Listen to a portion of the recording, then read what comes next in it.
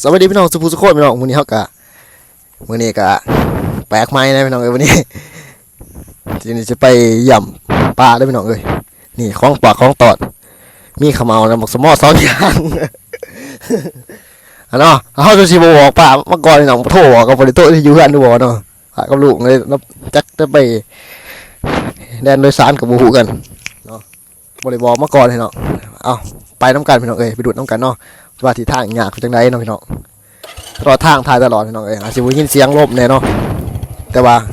ถ่ายตลอดเนี่ยก่อนอาจจะมีเสียงลมแน่พี่น้องแต่ว่าเป็นยังเนาะควายเชียร์ได้เอามาที่กูเนาะพี่น้องไปทางน้ำกันทางยากแล้วอยู่นี่จังไปถ่ายอยู่ทางพี่น้องเบิ่งพี่น้องเบิ่งสภาพเส้นทางในหมู่บ้านอันนี้เป็นทางแยกเข้าบ้านพี่น้องมุ่งหน้าลงไปทางดุมเป็นบ่อตียา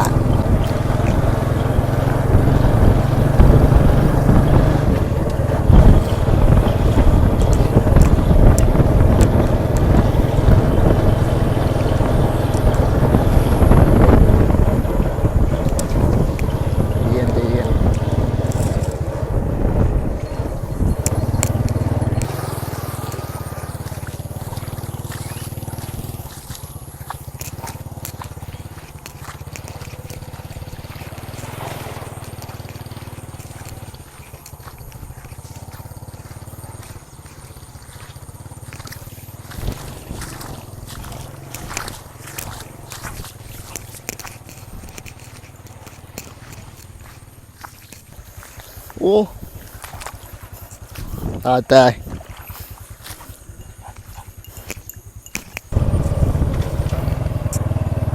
มาหอเส้นทางเนาะเส้นทางแสนลำบากในสุดๆแต่ในบอลนี่ชิโร่ยางได้จังได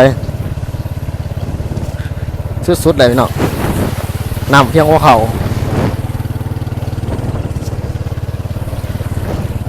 ทุกปีบอลนี่ยากเนาะเมินคอยไปโอ้ไม่ก็ขี่โปเทียนหามาบอกด้วยขี่โปเทียนยามา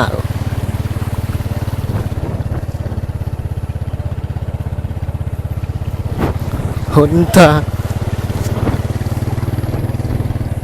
ตามนี้แหละตามอ้าวคือว่ามาขืนเทิง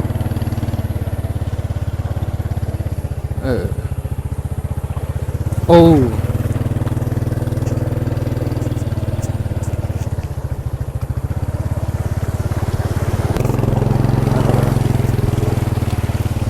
พี่สิเดินไปวันนี้วะ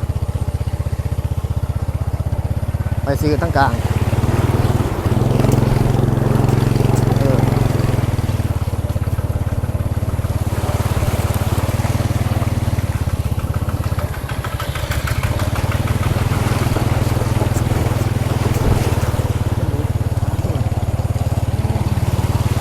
ลุกนะเดือด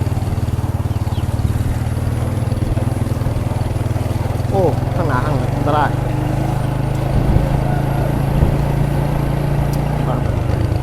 ข้างไหนวันนี้ลุงเคยมาหรือเปล่า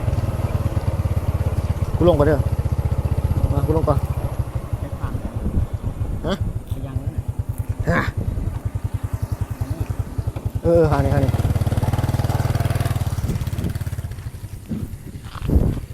มาถ่ายงานที่สุดเลยเนาะไปเดี๋ยวลง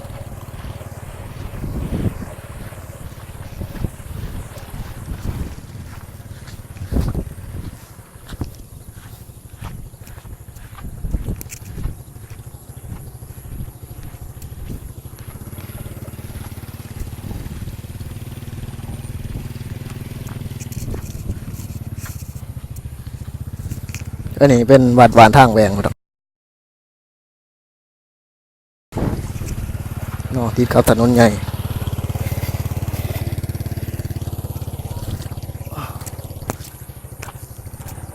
งานอยู่วะ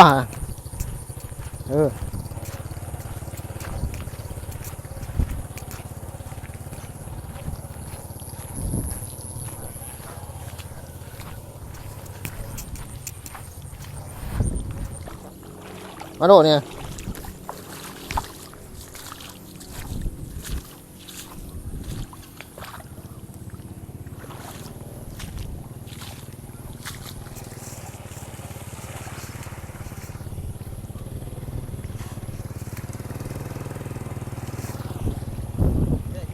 งานก็โน่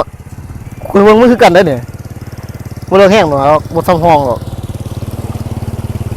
ตามทิพย์ฮะนี่แหละ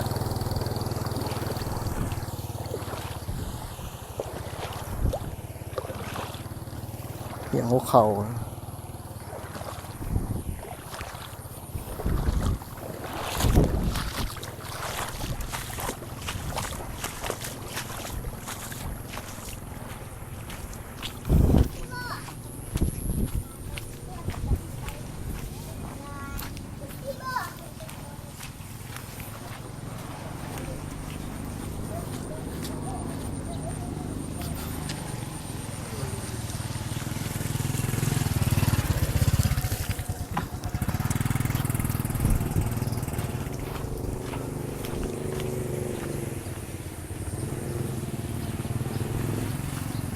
ไปตามเลยไปงานสุดท้ายก่อนไป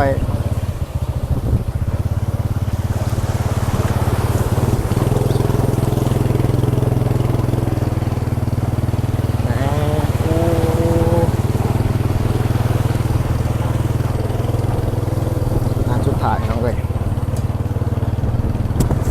ตัวใจเป็นยังไงเนี่ย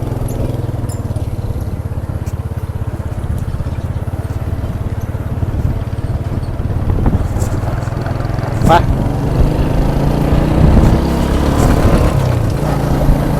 ไปละน้องตอนนี้เขาจะเส้นทางใหญ่นอกจากว่ามีเสียงลมแล้ว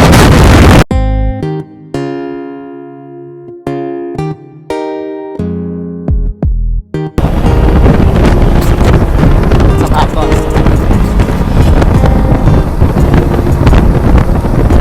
สภาพตอนนี้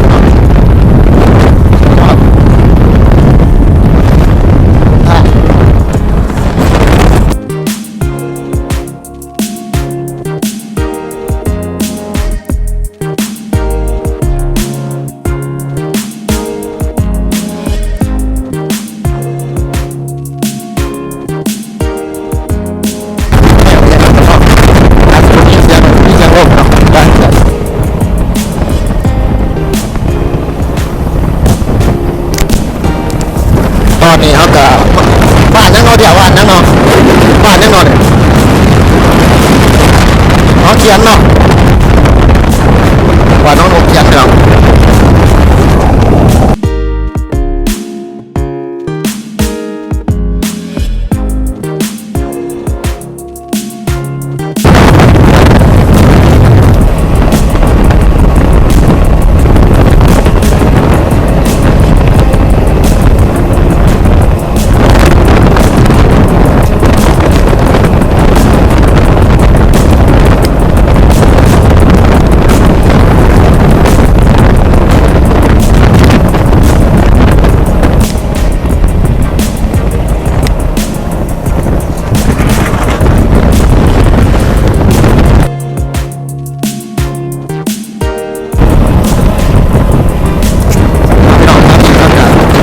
มาหอดบ้านน้องสาพี่น้องเมืองจับประสักฮะหอดน้องสาพี่น้อง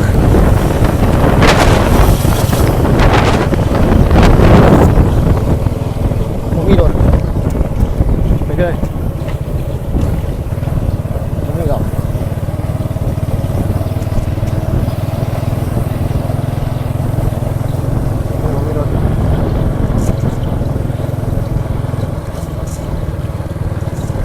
อันนี้เป็นทางเมืองในเมืองพี่น้องเมืองจับประสักอันนี้เป็นทางเขาหนองสาเลยกะวัดทางคมพี่น้องวัดทางคมเนาะนี่งานสวยงาม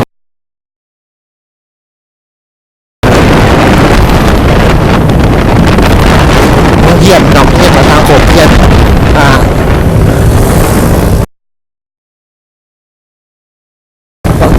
ปฐมพี่น้องสมบูรณ์อันนี้เกิดว่าทางไปภาษาที่ปัดกู้พี่น้องเพื่อนจะประสบน้องควานจากน้องสุดบ้านน้องสาเมื่อจะประสานแล้วก็จัดอยู่บ้านป่าแล้วอยู่บ้านโคตรดูน้องเห็นจะออกทางเขาเดี๋ยวก่อนคอยทีวะลงทางเขาแล้วเหรอนั่นแหละนั่นนี่แหละ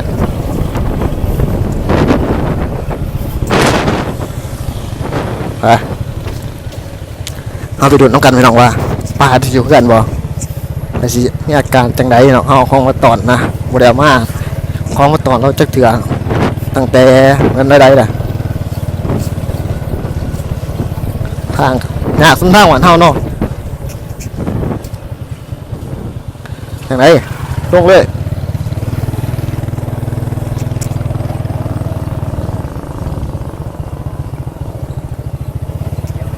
โอ้อยู่กันเนาะ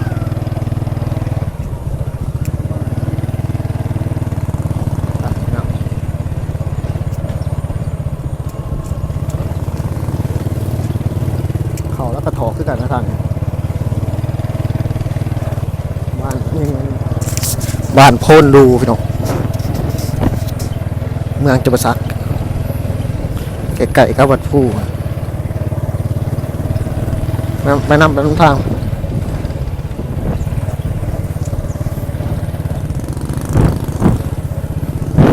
โอ้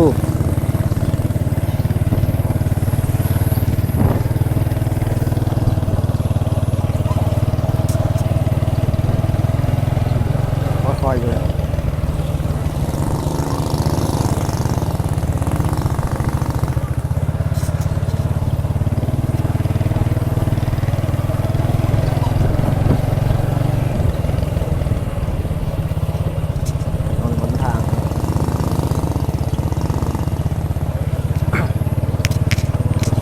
เกิดป่าแล้วก็สิอยู่สุดพี่น้องเดี๋ยวเราเป็นหานอาหารขายของกินพี่น้องเลย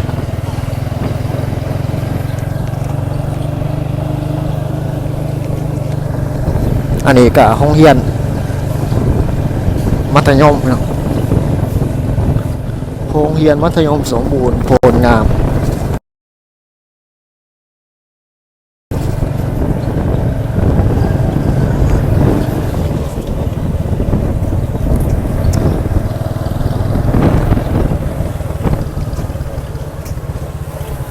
แล้ว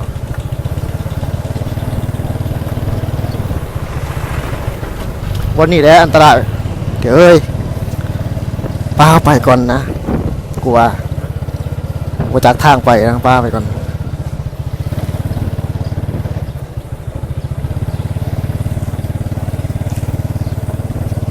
โอ้โหไปตั้งขางเลยตั้งขางเลยนี่จะวายาลมกันเลยกันขาหาเปียกมาลง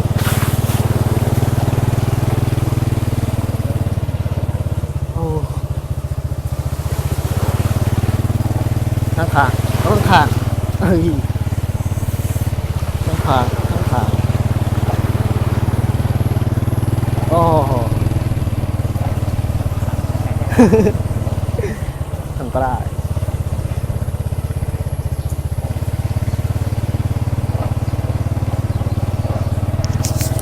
เสียหอดเลยพี่น้องเสียหอดเลยแล้วมาโดนนั่งกันนะป่าจะอยู่เพื่อนดูบอกมาเนี่ยทั้งนี้มันบัดผู้พี่น้องเจ้าประสาทเนาะอันนี้ก็ได้ ไปโอ้โหทางไหนทางหินเหรอทางไหนเห็นบ่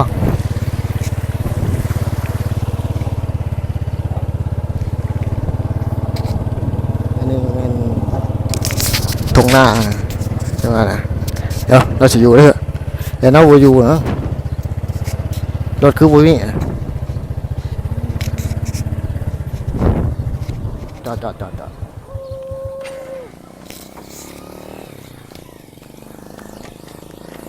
อยู่อยู่วะบ่อยู่หรอกเราบ่อยู่หรอก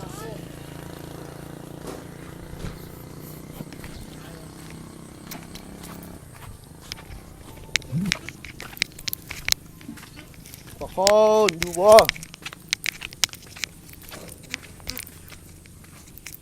บ่อยู่หรอกเตี้ยแล้วอาเทือนเบิดปะคอนปะคอน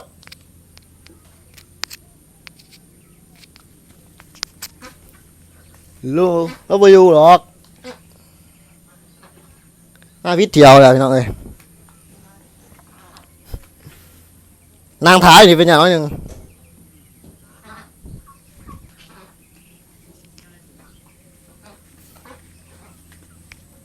เอาคำเอาไว้แล้วติ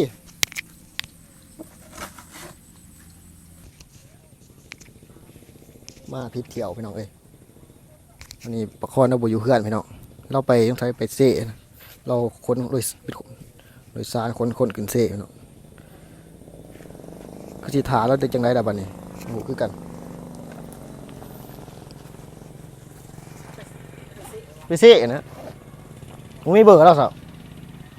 เบอร์พอมีบ่ฮะเรียกเบอร์พอแคทเบอร์เราเช่นเบอร์ตัวเองไป ว่าจืออะไรมั้ยเนาะมาเช็ดเถียวหรือว่าจังไรถาเราก่อนอันนี้เป็นหาดนะพี่น้องเขาปีเถื่อนเลยเบิดแล้วก็แหละไปเนี่ย ไปจะเสาหมอ ตุเลยใส่เดตุลังเถิง ไปจะเสา เป็นหาดขายของแต่เศร้าเนี่ยได้คือดีกว่าจัก บอกเป็นไงได้ไปเสีย ขายอบหมูสิ่งหมู แก้วกันนี่ขาแล้ว จังได ขาแล้วบอก ถ้าแล้วถาเราแล้ว มาเสียเถียวเลย ก็สิเมื่อเอาของใหม่นี่ก็มาจะโทรมาบอกเรามาจักเบอร์ได้อีกโทรหามาแดงใส่ของมาตีเอามาแห้งเลยเมื่อเถอะจูเอาไว้นะเมื่อเราเมื่อยังโทรบอกเรา แก้วกัน อันนี้คือว่าอันนี้อันนี้เงินออมขังแล้วเนาะมีทงหน้ามีผู้อะไรเนาะ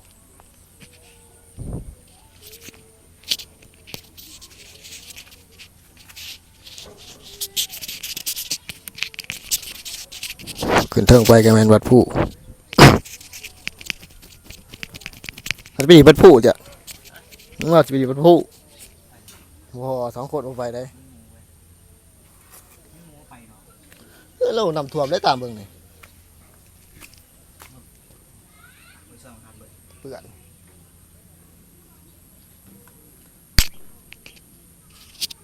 ผลก็คือพี่น้องบ่มาพี่น้องเราทันมาเมื่อจังก็ได้เอาของใส่ไว้ทั้งเหือนให้เราพี่น้องเนาะของไว้ทั้งเหือนแล้วก็เมื่อจังสีโทษบ่เนาะพี่น้อง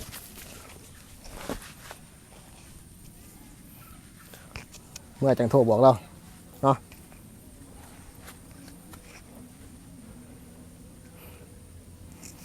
กลับพี่น้องตัวนี้ก็เอาของไว้ตัวเรียบร้อยแล้วว่าสิทายหูป่ะเดี๋ยวฮะอยู่ง่าวเหรอเนาะพี่น้องตอนเมื่อสิ5 แบบสื่อส่งกินกันทำสบู่เขานะดิเห็นไหมน้องวิวทางล่างงามเลยเป็นวัดผู้จะประสาทของเลยวัดผู้สิเนี่ยบอกวัดผู้สิเนาะทางของขันยาของทางเมื่อวานเมื่อยังนอนเนาะไม่ได้เมื่อเลยเมื่อยังบ้านถ้ามาอยู่ดีมาชุดโทรมาดู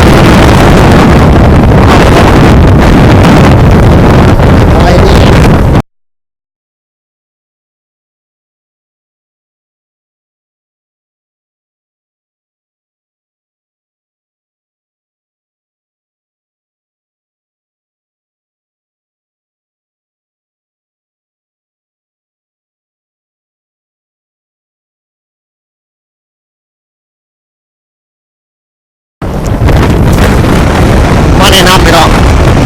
ไปก็จะจอดเชี่ยวขาวแล้วก็ขาวเนี่ยมันแล้วที่แล้วก็ร้านนี้ก็ร้านขาวๆอันนี้บ้านข้างแหวน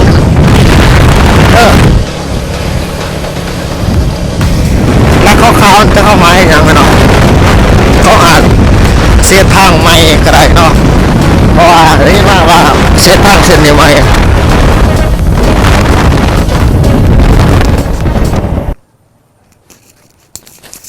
อันนี้ก็ยางกระบาดพี่น้องเบิ่งคือเก่าเส้นทางเนาะมึงยังไรพี่น้องมือดีก็ได้โอ้รถลงน้ำเด้งมึงยังไรพี่น้องมาถ่ายเบิ่งซื่อๆเนาะให้ทุกคนเบิ่งนักกันพอกันใหม่คลิปหน้าพี่น้องมือดีก็ได้ขอให้ทุกคนมวลซื่นกับการเบิ่งคลิปเนาะ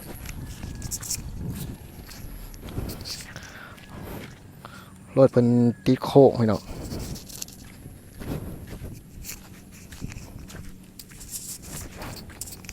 สมัยดีผู้ชม